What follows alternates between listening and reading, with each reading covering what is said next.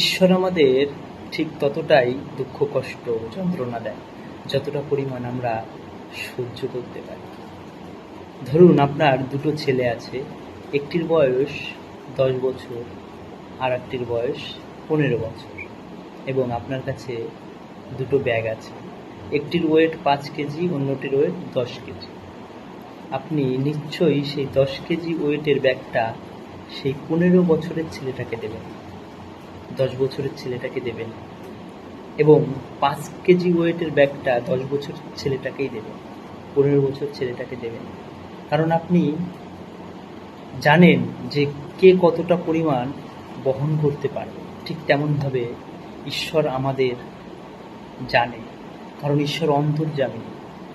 তিনি জানেন যে কে কতটা পরিমাণ কষ্ট সহ্য করতে পারবে, তাই তিনি ঠিক সেইভাবেই যে যতটা পরিমাণ কষ্ট সহ্য করতে পারবে তাকে ততটা পরিমাণই দিচ্ছে। তাই তিনি আছেন, তিনি থাকবেন, তার উপর বিশ্বাস রাখুন।